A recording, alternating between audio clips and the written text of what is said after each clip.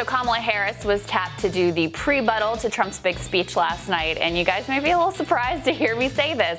She did a very effective job with some rhetoric that I think really lands and really speaks to the moment. Let's take a listen to a little bit of that. We need to see and we need to hear what is happening in our country. The quiet desperation that has taken over so many lives in America. The family packing into their car at 5 o'clock in the morning, hoping the local food bank still has something left when they get to the front of the line. The 50-year-old store manager who's been laid off and knows he can't pay the rent on the first of the month. The mothers and fathers stretched to the breaking point, working from home while helping their kids with their online classes, just trying to hold it all together. The small business owners, economic engines of our communities who are shutting their doors every day. You know, that is what was entirely missing from the DNC. I was like, where have you been? I know. You could be winning by 12 points if you talked about that every day. Well, and especially if you added like some policy prescriptions to that, which is one of the other things incredibly noteworthy is just how completely absent of policy this entire presidential campaign is.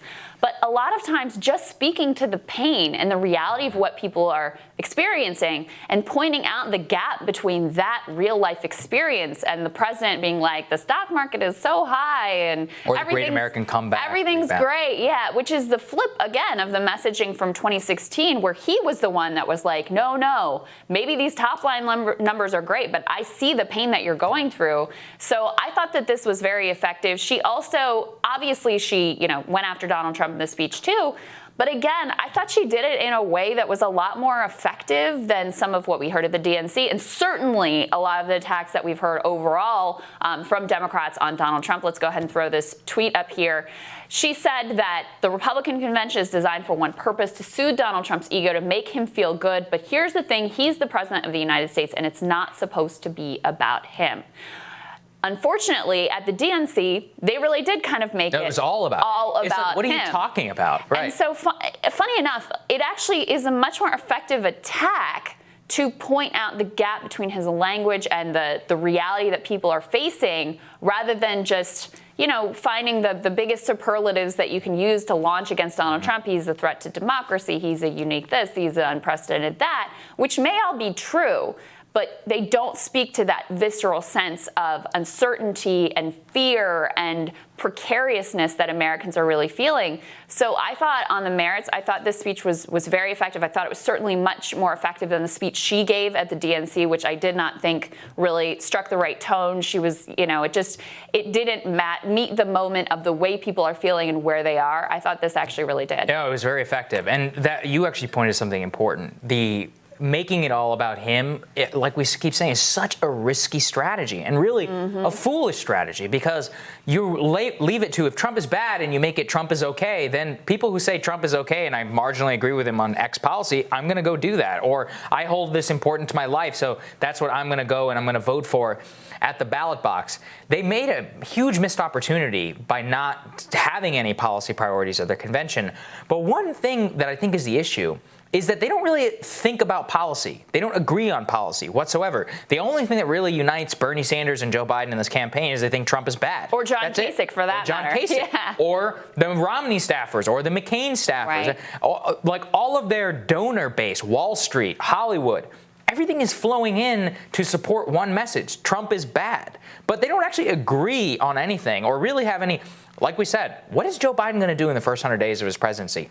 I could not tell you. Like, how could I not be able to tell you? Trump, for the first time, said so in his speech. He's like, we're going to have 10 million new jobs in 10 months. So I was like, okay, heard that before, right? Right. I mean, it's not anything particularly unique. There's nothing in there about trade. No, when you press them, they're like tax cuts and deregulation. Yeah. That's what they actually tell you they're going to do. I mean, not even like specific tax cuts, just like in general, tax cuts and deregulation. So there's no policy being offered specifically anywhere around.